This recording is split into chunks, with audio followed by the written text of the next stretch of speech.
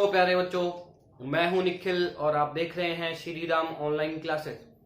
तो प्यारे बच्चों, चौथा चैप्टर चल रहा है केमिकल काइनेटिक्स और 2 एपिसोड इसके आ चुके हैं। आज तीसरा एपिसोड है वो आपके सामने है। और लास्ट एपिसोड में हम रेट ऑफ रिएक्शन है उसको कैसे एक्सप्रेस करते हैं उस पर बात कर चुके हैं। आगे की तरफ बढ़ते हैं। चलिए आज हम बात करते हैं कि relationship between rate of reaction and stoichiometry क्या है।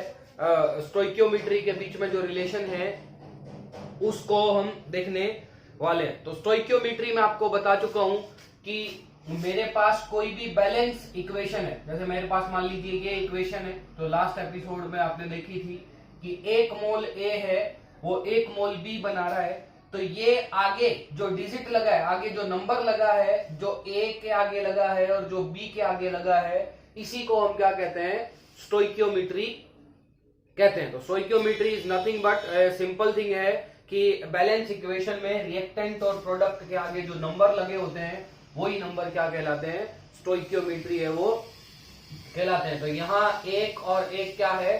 स्टोइकियोमेट्री को है वो रिप्रेजेंट कर रहा है। और हमने देखा था पिछली वीडियो में, आप देख चुके हो कि जब हमने इसका भी स्टोइकियोमेट्री 1 था और इसका भी स्टोइकियोमेट्री 1 था, दोनों का स्टोइकियोमेट्री बराबर था, तो इससे रेट जो एक्सप्रेस करी थी वो भी x/t थी, x/t थी, और इससे जो रेट एक्सप्रेस करी थी वो भी x/t थी।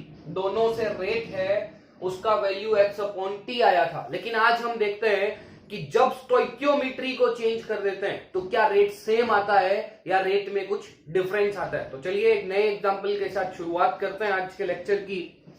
चलिए देखते हैं। देखिएगा, मैं यहां से एक और एग्जांपल की बात कर लेता हूं। देखिएगा, मैं एक एग्जांपल की बात कर लेता हूं। अगर मैं बी की स्टोइकियोमेट्री चेंज कर दूं और 2 लिख दूं तो क्या फर्क पड़ेगा? देखिएगा, पहले तो बेसिक से तरीके से समझते हैं कि ये अगर 1 मोल डिसअपियर हो, मैंने अगर इसका 1 मोल लिया और 1 मोल पूरा डिसअपियर हो जाए तो इससे कितने मोल प्रोडक्ट बनने वाला है? इससे कितने मोल प्रोडक्ट बनने वाला है?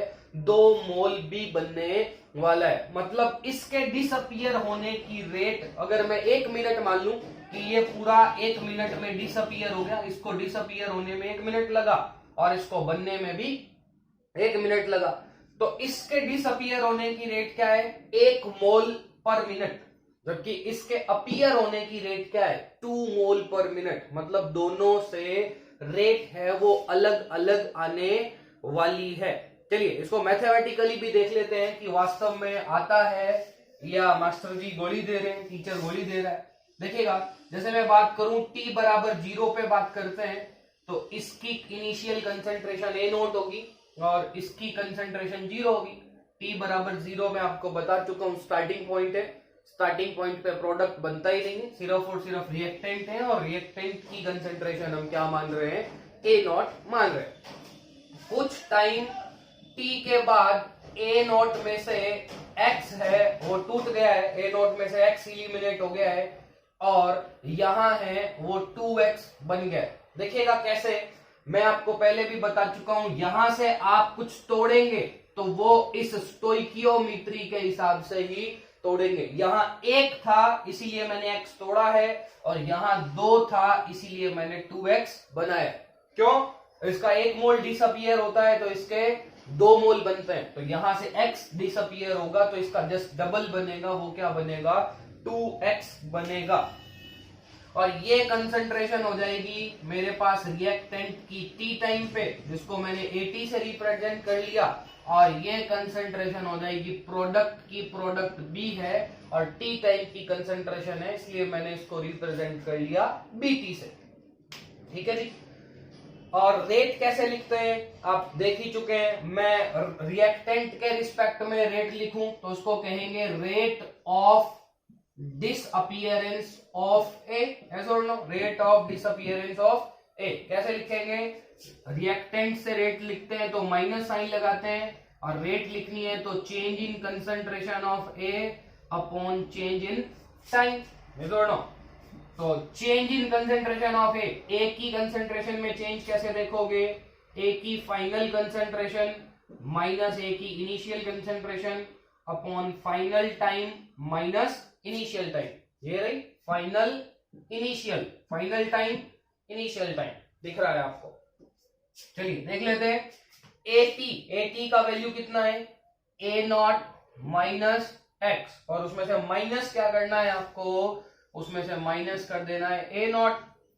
टी में से 0 घटाओगे क्या आएगा, टी आ जाएगा माइनस का ए नॉट प्लस का ए नॉट, क्या है कैंसिल हो जाएगा, माइनस एक्स अपॉन टी बचा है, आगे है एक्स तो बच जाएगा क्या, प्लस का एक्स अपॉन टी। तो विद रिस्पेक्ट टू रिएक्टेंट जब हमने रेट लिखा तो उसको रेट ऑफ डिसअपीयरेंस ऑफ ए कहते हैं, ये हमने लिख दिया है। अगर मैं प्रोडक्ट के रिस्पेक्ट में बात करूं तो क्या लिखेंगे, rate of appearance of B. Product बन रहा है इसलिए हमने रेट ऑफ अपीयरेंस लिखा है, बन रहा है अपीयरेंस है इसलिए साइन आएगा प्लस का, कौन बन रहा है, बी बन रहा है, तो change in concentration of B upon change in time. तो देख लीजिए बी की कंसंट्रेशन में चेंज कैसे देखोगे, बी की फाइनल कंसंट्रेशन माइनस कर दोगे बी की initial concentration upon final time minus initial time. Final concentration कितनी है 2x, इनिशियल कंसंट्रेशन कितनी है 0, टाइम कितना है t माइनस 0, तो यहां से जो रेट आ रही है वो आ रही है 2x अपॉन टी। तो आप देख रहे हैं कि जब हम रिएक्टेंट से रेट लिख रहे हैं, जब हम रिएक्टेंट से रेट लिखने की कोशिश कर रहे हैं तो मेरे पास rate I x upon T, जबकि आप प्रोडक्ट से रेट लिख रहे हैं तो 2x अपॉन टी आई है। ये तो नाइंसाफी हो रही है। पिछली बार हम देख रहे थे चाहे रेट आप रिएक्टेंट से लिखो चाहे रेट आप प्रोडक्ट से लिखो कोई चक्कर नहीं था, रेट हमेशा एक जैसी आ रही थी। और ये आप बात गांठ बांध लें कि आप रेट चाहे रिएक्टेंट से लिखें किसी बैलेंस इक्वेशन में और चाहे प्रोडक्ट से लिखें, रेट हमेशा बराबर आएगी। बराबर नहीं आ रही है मतलब हमने जो काम किया है उसमें कुछ ना कुछ क्या है, पंगा है। मतलब यहां हम जो काम कर रहे हैं उसमें कुछ ना कुछ पंगा है, कुछ ना कुछ काम सही नहीं है, हमें अभी कुछ ना कुछ और सोचने की आवश्यकता है। चलिए अगर मैं रेट ऑफ रिएक्शन लिखूं, रेट ऑफ रिएक्शन पे गौर फरमाऊं तो देखेगा कैसे लिखते हैं, हम देख चुके हैं। In with respect to reactant हमने लिखी तो ये आई, और विद रिस्पेक्ट टू प्रोडक्ट लिखी तो कौन आई, ये आई, है ना।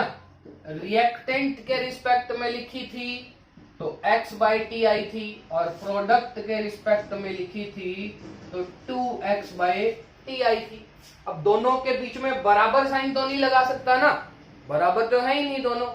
बराबर साइन लगाने के लिए मुझे एक इलाज ढूंढना पड़ेगा, मुझे डॉक्टर बनना पड़ेगा, मुझे इंजेक्शन भरना पड़ेगा। सोचो सोचो, जोर डालो। तो जब मैंने और तुमने मिलकर दिमाग पर जोर डाला तब मैंने देखा कि इस b के आगे जो स्टोइकियोमेट्री कोफिशिएंट है, ये बढ़िया दुओ दो, ये जो दुओ दो है, अगर मैं इस स्टोइकियोमेट्री कोफिशिएंट का डिवाइड कर दूं, भाग दे दूं, तो 2 से 2 क्या हो जाएगा, कैंसिल हो जाएगा। ये क्या बच जाएगा x बाई टी। इसके आगे स्टोइकियोमेट्री जो कोफिशिएंट है इसका भी डिवाइड कर दूं, इसका भी मैं कर दूं डिवाइड, तो x1 का डिवाइड का कोई फर्क नहीं पड़ेगा। और अब दोनों ही टर्म क्या हैं, x बाई टी है, दोनों ही क्या हैं, बराबर हैं, दोनों ही क्या हैं, बराबर हैं। यस और नो। तो मैंने जोर लगाया, जोर कम ही लगाना, ज्यादा जोर लगाने पे समस्या हो जाती है। गर्मी के दिन है और ORS का घोल फिर पीना पड़ेगा, इसलिए जोर कम, है ना। तो मैंने क्या किया, मैंने कहा कि भाई स्टोइकियोमेट्री कोफिशिएंट से अगर डिवाइड कर दूं ना, जो पहले मैंने रेट लिखी है, रेट ऑफ डिसअपीयरेंस और रेट ऑफ अपीयरेंस लिखी है, और जब मैं उनसे ओवरऑल रेट ऑफ रिएक्शन लिखूं तो अगर मैं स्टोइकियोमेट्री कोफिशिएंट का डिवाइड कर दूं तो जो रेट लिखोगे उसमें कोई लफड़ा नहीं आएगा और वो दोनों रेट आपस में क्या हो जाएंगी, बराबर हो जाएंगी। तो इसी लफड़े को मेंटेन करने के लिए, है ना, यहाँ रेट बराबर नहीं आई थी क्योंकि स्टोइकियोमेट्री है वो क्या है, अलग अलग है। इसी लफड़े को सुलझाने के लिए हम आज हमारा टॉपिक पढ़ रहे हैं, relationship between rate of reaction and stoichiometry. Stoichiometry coefficient अगर अलग अलग है तो आप रेट ऑफ रिएक्शन लिखेंगे तो एक बात का ध्यान रखेंगे और वो ध्यान नहीं रखेंगे तो रेट बराबर नहीं आएगी। और वो ध्यान रखने वाली बात क्या है कि आपको स्टोइकियोमेट्री कोफिशिएंट से क्या कर देना है, डिवाइड कर देना है। जब आप रेट ऑफ रिएक्शन लिख रहे हैं तब आपको स्टोइकियोमेट्री कोफिशिएंट से हर स्टेप में डिवाइड करना जरूरी है अगर आप रेट ऑफ रिएक्शन सही लिखना चाहते हैं तो। ठीक है जी, तो ये जनरल सा एग्जांपल लिया था, थोड़ा समझ में आया होगा। नहीं समझ में आया है तो चलिए हम एक एग्जांपल और लेते हैं, उस पर बात करते हैं और फिर उस एग्जांपल के थ्रू आपको बिल्कुल अच्छे से समझ में जो है आ जाएगा। तो देखिएगा, एक और एग्जांपल ले लेता हूं मैं, उस पर बात कर लेते हैं आप, ताकि आपको थोड़ा और क्लियर हो जाए कि क्या जो है कहानी है। चलिए, जैसे मेरे पास एक और एग्जांपल है, मैं ये एक और एग्जांपल ले लेता हूं। मेरे पास 2a है, वो कन्वर्ट हो रहा है किसमें, 3b में। इसके लिए देखते हैं, अब देख रहे हैं स्टोइकियोमेट्री कोफिशिएंट सेम नहीं है, अलग अलग है ना। t बराबर 0 टाइम की बात करूं, इसकी कंसंट्रेशन A0, इसकी कंसंट्रेशन 0।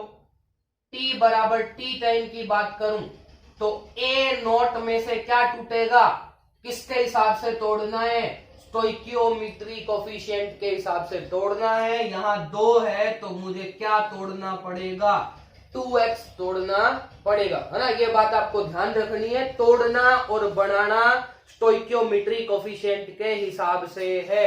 और यहां 3 है तो बनाओगे क्या, 3x बनाओगे। ठीक है, इतनी आप गांठ बांध लें, आपको कोई समस्या नहीं आएगी, आपके सारे न्यूमेरिकल सही होंगे। हालांकि 11वीं क्लास में जो चैप्टर था इक्विलिब्रियम, उसमें मैं ये आपको समझा चुका हूं। चलिए, अब हम लिखते हैं rate of disappearance of A, rate of disappearance of A. आप कॉपी में काम करते वक्त इसको पूरा लिखेंगे, rate of disappearance of A. ऐसा नहीं है ROD, रोड नहीं लिख देंगे भैया, रोड वो टकले वाली नहीं है, रेट ऑफ डिसअपीयरेंस ऑफ ए लिखेंगे। डिसअपीयरेंस है मतलब माइनस साइन आएगा, change in concentration of A upon change in time. तो चेंज कैसे देखेंगे, फाइनल कंसंट्रेशन, अब सीधा ही लिख रहा हूं मैं, समझ में आ गया होगा। फाइनल कंसंट्रेशन है A0 माइनस 2x और इनिशियल कंसंट्रेशन है वो क्या है, A0 है, फाइनल टाइम t है, इनिशियल टाइम 0 है। माइनस से प्लस का कैंसिल हो जाएगा, माइनस अंदर मल्टीप्लाई करेंगे तो आपके पास आंसर बचेगा, वो बचेगा क्या, 2x अपॉन t बचेगा। अगर विद प्रोडक्ट के रिस्पेक्ट में रेट लिखूं तो rate of appearance of B लिखेंगे, अपीयरेंस है इसलिए प्लस का साइन लगेगा, change in concentration of B upon change in time. Change in concentration of B कैसे देखोगे, final concentration minus initial concentration, final time minus initial time, बच जाएगा 3x by T. देख रहे हैं रेट सेम नहीं आ रही है, सेम नहीं आ रही है तो मुझे रेट ऑफ रिएक्शन जब लिखनी है तब कुछ ना कुछ इलाज करना पड़ेगा। इलाज मैंने आपको बता दिया है, इलाज क्या है, रेट ऑफ रिएक्शन लिखते वक्त आप डिवाइड कर देते हैं किनका, स्टोइकियोमेट्री कोफिशिएंट का। तो आप डिवाइड कर दीजिए, माइनस ए के साथ कौन है, 2 है, तो 2 का डिवाइड कर देंगे, minus 1/2 delta A upon delta T बराबर बी प्रोडक्ट है तो प्लस लगेगा, बी के साथ कौन है, 3 है, तो 1/3 delta B upon delta T.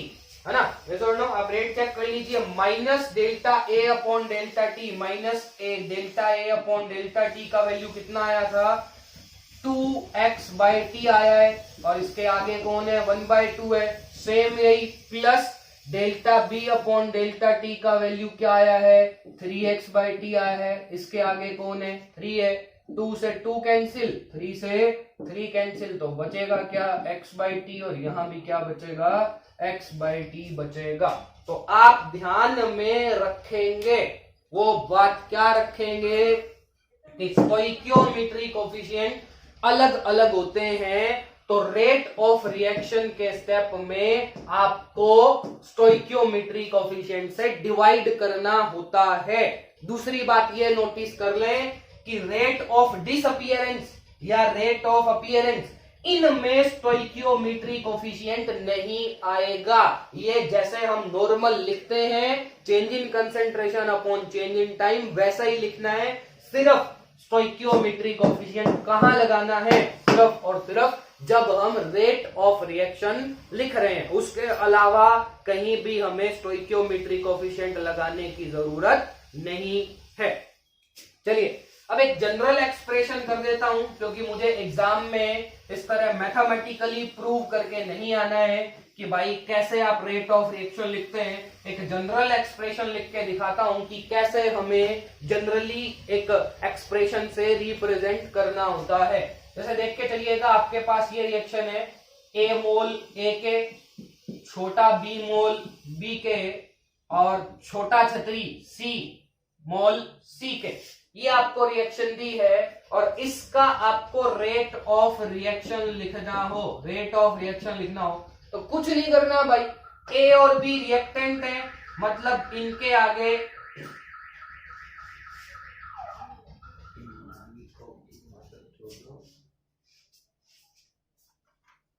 ए और बी रिएक्टेंट है, मतलब इनके आगे माइनस साइन लगेगा, है ना? तो minus delta A change in concentration of A upon change in time. लेकिन ए के साथ कौन है? ए है, स्टोइकियोमेट्री कोफिशिएंट डिवाइड हो जाएगा। बी रिएक्टेंट है तो माइनस लगेगा, change in concentration of B upon change in time, और डिवाइड कर देंगे किससे? बी से।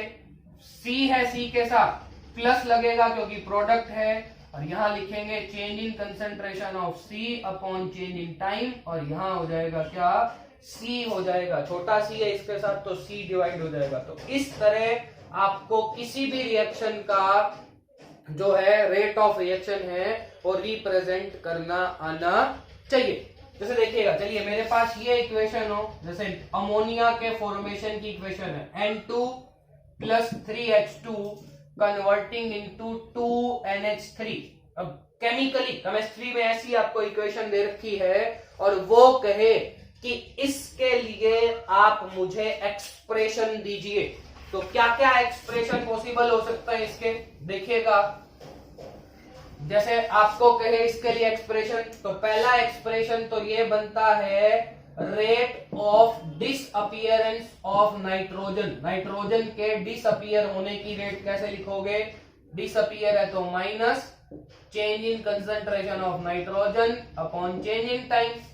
दूसरा expression rate of disappearance of hydrogen, कैसे लिखोगे? Minus change in concentration of hydrogen upon change in time. और तीसरा एक्सप्रेशन क्या लिखोगे? Rate of appearance of NH3। NH3 को कहते हैं अमोनिया, अमोनिया बन रहा है तो रेट ऑफ अपीयरेंस देखेंगे, कैसे लिखेंगे आप रेट ऑफ अपीयरेंस? अपीयरेंस के लिए प्लस साइन लगता है, change in concentration of ammonia upon change in time. तो ये इस रिएक्शन के लिए ये सारे एक्सप्रेशन हैं। और चौथा एक्सप्रेशन अगला कह दे रेट ऑफ रिएक्शन लिखो, तो कैसे लिखोगे?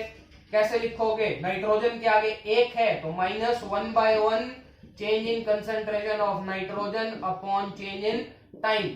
हाइड्रोजन के आगे 3 है तो माइनस लगेगा 1/3 change in concentration of hydrogen upon change in time, बराबर अमोनिया प्रोडक्ट है, प्लस लगेगा, अमोनिया के साथ 2 है तो 1/2 change in concentration of ammonia upon change in time. This is the fourth explanation of rate of reaction. तो समझ में आ गया होगा कि rate of reaction लिखते हैं तो हमें स्टोइकियोमेट्री कोफिशिएंट से डिवाइड करना होता है। यही बात आपको ध्यान रखनी है, इसके अलावा आपको कोई बात ध्यान में नहीं रखनी है। एक बात सुनिएगा, जो नोट्स हैं आपको वो जो ये वाली जो रिएक्शन है, ये इस रिएक्शन का जो मैं ये एक्सप्रेशन लिख रहा हूं ये नोट्स में अपने आप उतार लेंगे, मैं जो नोट्स भेजूंगा उसमें नहीं है। और अभी एक न्यूमेरिकल करवा रहा हूं वो भी आप कॉपी में यही वीडियो से ही कर लेंगे, उसका कोई नोट्स लिखा हुआ आपको नहीं मिलेगा। Okay done. तो ये रिएक्शन, ये एक्सप्रेशन, ये रिएक्शन आप सबसे ऊपर लिखना, उसके बाद ये चारों एक्सप्रेशन लिखना और फिर उसके बाद न्यूमेरिकल करना।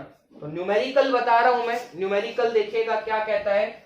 न्यूमेरिकल मैं बोल रहा हूं, ठीक है, लिखा हुआ नहीं आएगा डिस्प्ले पे, आप उसको अपने आप कॉपी में लिख लें। न्यूमेरिकल कह रहा है कि if the rate of disappearance of nitrogen is 10⁻⁻² mole per litre per second. Given है आपको, if the rate of disappearance of nitrogen is 10⁻⁻² mole per litre per second, then calculate, क्या क्या कैलकुलेट करना है, rate of disappearance of hydrogen and rate of formation या rate of appearance of NH3। ये दो बातें क्या कैलकुलेट करनी है। If the rate of disappearance of nitrogen in 10⁻⁻² mole per litre per second, then calculate the rate of disappearance of hydrogen and rate of appearance of NH3। ये आपको calculate करना है। जब कभी भी ऐसे क्वेश्चन आएंगे तो पहला स्टेप करना है आपको रेट ऑफ रिएक्शन लिखना है। सबसे पहली बात आपके दिमाग में आनी चाहिए, ऐसे जब भी क्वेश्चन आते हैं तो सबसे पहली बात आपके दिमाग में आ जानी चाहिए कि मुझे सबसे पहला काम क्या करना है, रेट ऑफ रिएक्शन लिखना है। ये लिखा पड़ा है, मैं दोबारा नहीं लिखूंगा, अब यहीं से देख लेंगे। ये आपके पास ये रहा, ये लिखा पड़ा, रेड मार्कर से मैंने इसको डिफरेंशिएट कर दिया है, ये आपके पास लिखा पड़ा, यही एक्सप्रेशन आप यहां लिखेंगे। अब अगले ने दो बातें पूछी हैं, पहले तो rate of disappearance of hydrogen पूछा है, फिर rate of appearance of ammonia पूछा है। तो एक एक करके निकालेंगे। आपको गिवन है rate of disappearance of nitrogen, तो आपको क्या करना है, जो गिवन है और जो कैलकुलेट करना है। ऐसे जब भी क्वेश्चन आएंगे, एक डाटा गिवन होगा, दूसरा निकालना होगा। जैसे मान लो इसमें से 3 है तो आपको एक गिवन है, ये निकालना है। फिर ये जब इसकी बात करोगे तो ये गिवन है और ये निकालना है। तो जो गिवन है और जो निकालना है उन दोनों को आपस में बराबर कर लीजिए, आपका आंसर आ जाएगा। जैसे यहां से देखिए, मैं इन दोनों की बात करता हूं, इन दोनों की, ये दोनों बराबर देखिएगा, -N2/ΔT बराबर है -1/3ΔH2/ΔT। इस रेट ऑफ रिएक्शन से मुझे पता चल रहा है कि ये दोनों हैं वो आपस में बराबर हैं।